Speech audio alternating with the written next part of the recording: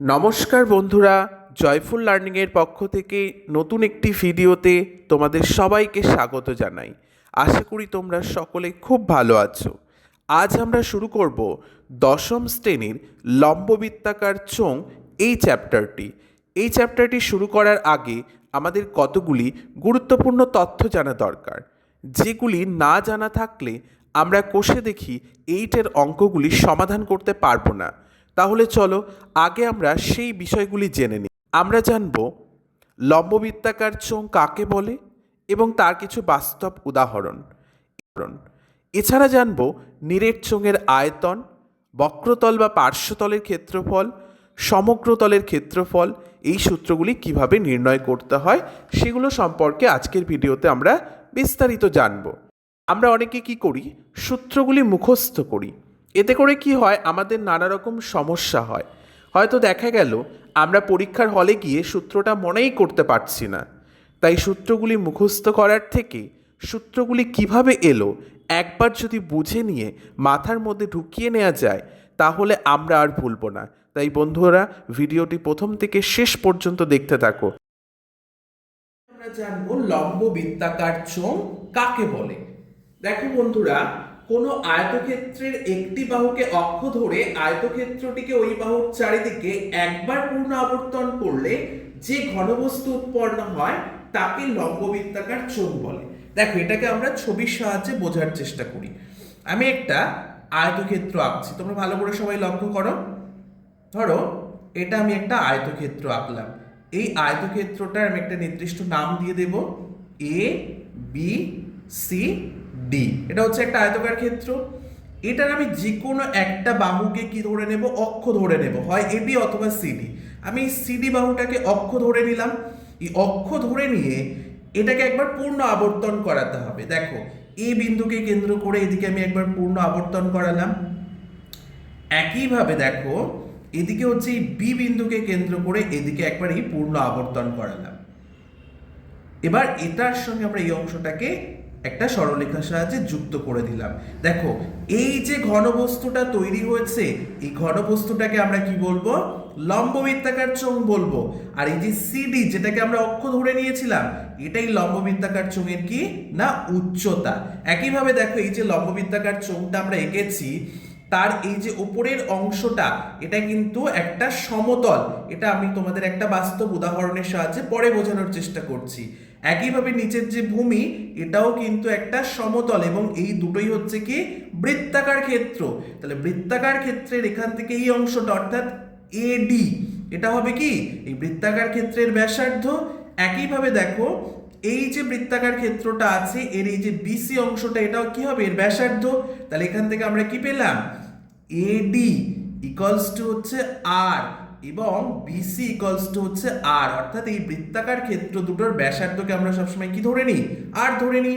আর যেটাকে অক্ষ ধরেছিলাম সিডি, দেখো এই সিডিটা এই লম্ববৃত্তাকার চোঙের কি উচ্চতা। তাহলে সিডি এর ভ্যালু এখান থেকে আমরা কি পেলাম, এইচ পেলাম। এখান থেকে তাহলে এবার দেখো, আমরা এবার যেটা একটা বাস্তব উদাহরণের সাহায্যে বোঝার চেষ্টা করি। দেখো, এটা আমরা কি পাচ্ছি, এটা আমি তোমাদের জন্য একটা প্রস্তুত করেছি। দেখো, এটা হচ্ছে একটা লম্ববৃত্তাকার চোঙাকৃতির বস্তু। ভালো করে লক্ষ্য করো, এই চোঙাকৃতি একটা বস্তু।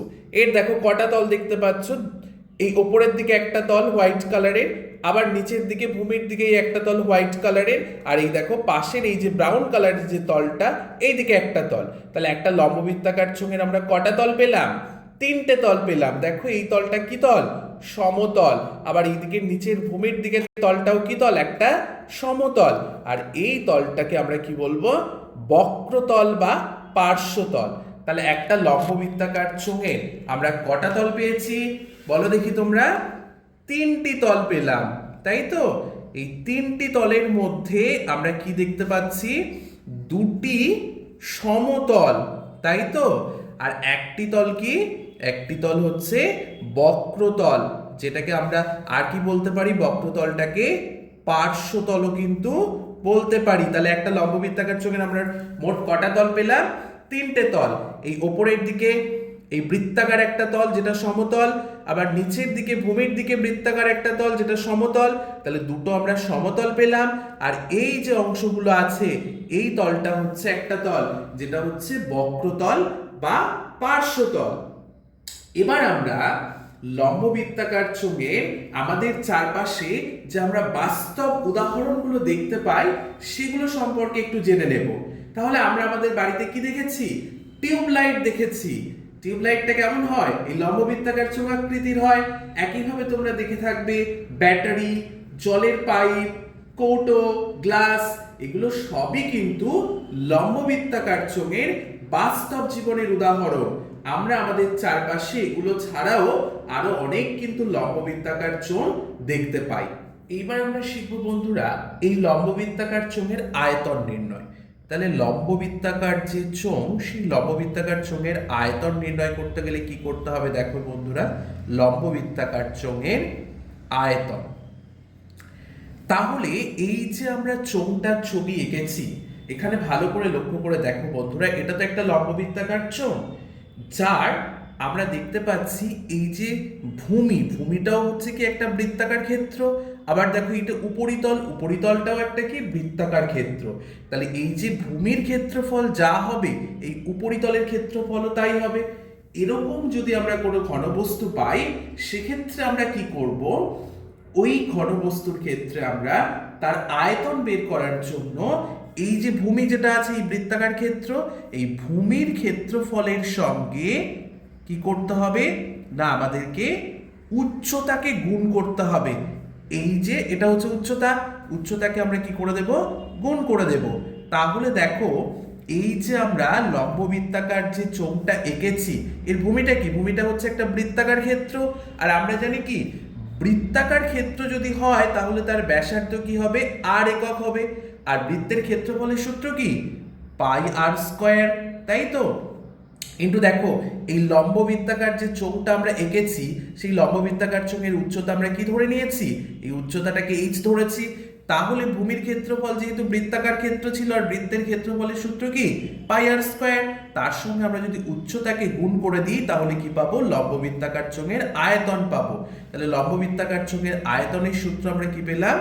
পাই আর স্কয়ার এইচ ঘন একক। বুঝতে পেরেছো বন্ধুরা? তাহলে লম্ব বৃত্তাকার চোঙের আয়তন বার করতে গেলে আমাদের ভূমির ক্ষেত্রফলের সঙ্গে উচ্চতাকে কি করতে হবে? গুণ করতে হবে। তাহলেই আমরা লম্ব বৃত্তাকার চোঙের আয়তন খুব সহজেই নির্ণয় করতে পারবো। এখানে আমরা লম্ব বৃত্তাকার চোঙের আয়তন তাহলে কি পেলাম?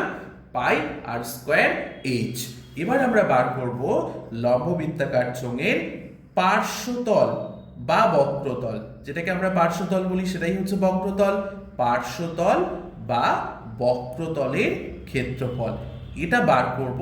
এবার আমরা দেখো পার্শ্বতল বা বক্রতলের ক্ষেত্রফল, তাহলে এই যে আমরা লম্ব বৃত্তাকার চোঙটা নিয়েছিলাম এটাকে আমরা যদি এবার একটু খুলে ফেলি, দেখো এর একটা আমরা কি পেলাম?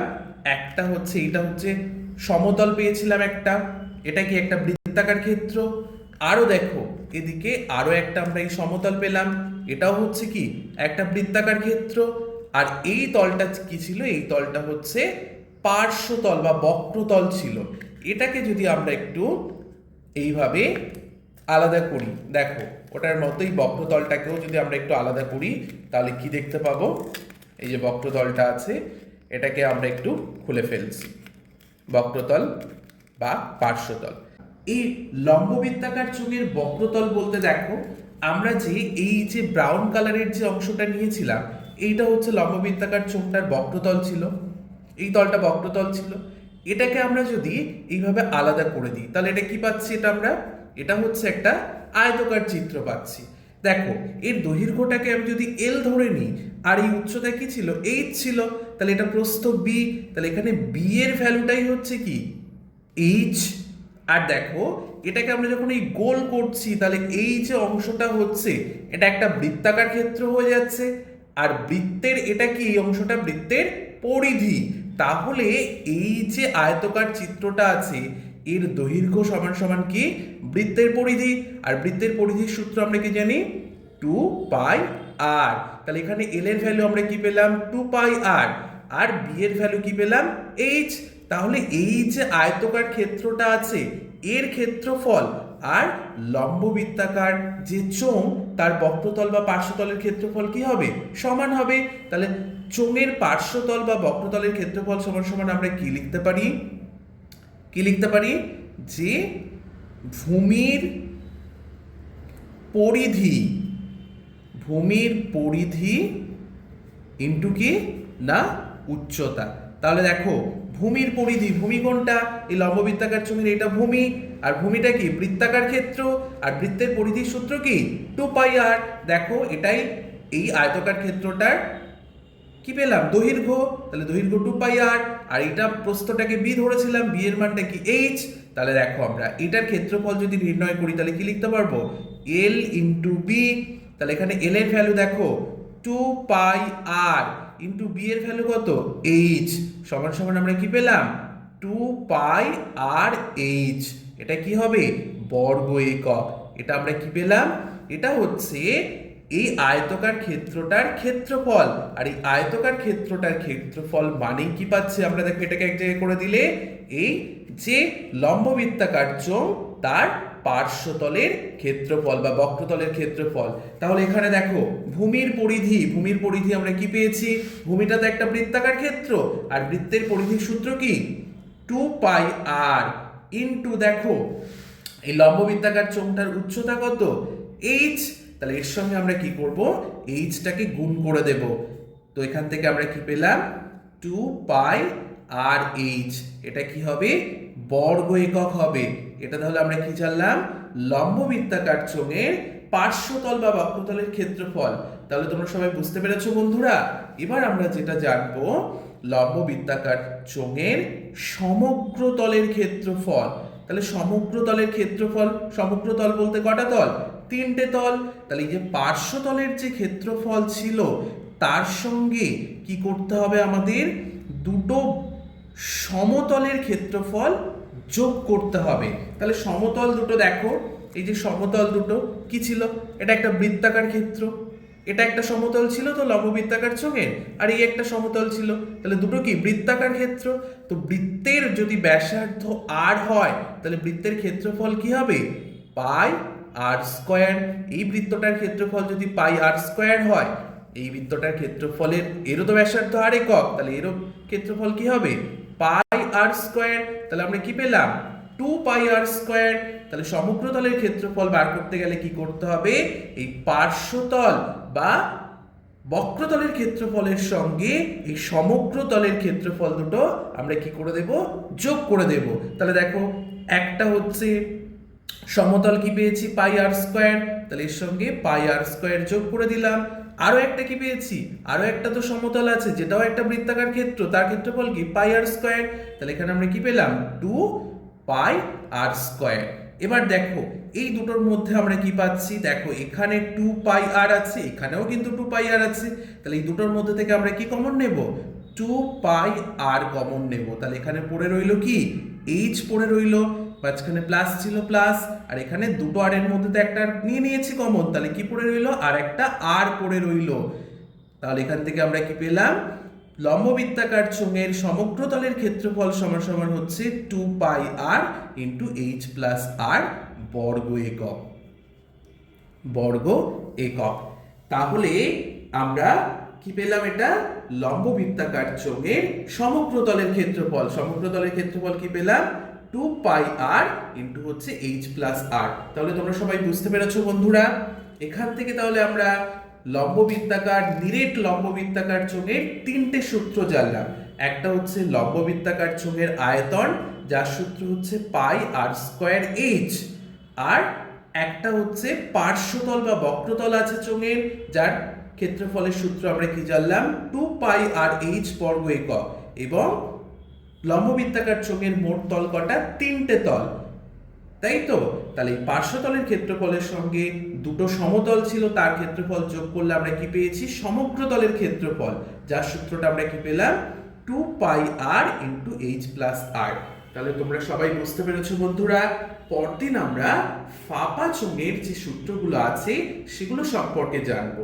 ভিডিওটি যদি তোমাদের ভালো লেগে থাকে তাহলে অবশ্যই তোমরা যদি নতুন হও চ্যানেলটিকে সাবস্ক্রাইব করে দাও এবং লাইক কমেন্ট ও শেয়ার করে বন্ধুদের মধ্যে ভিডিওটি ছড়িয়ে দাও। Thank you.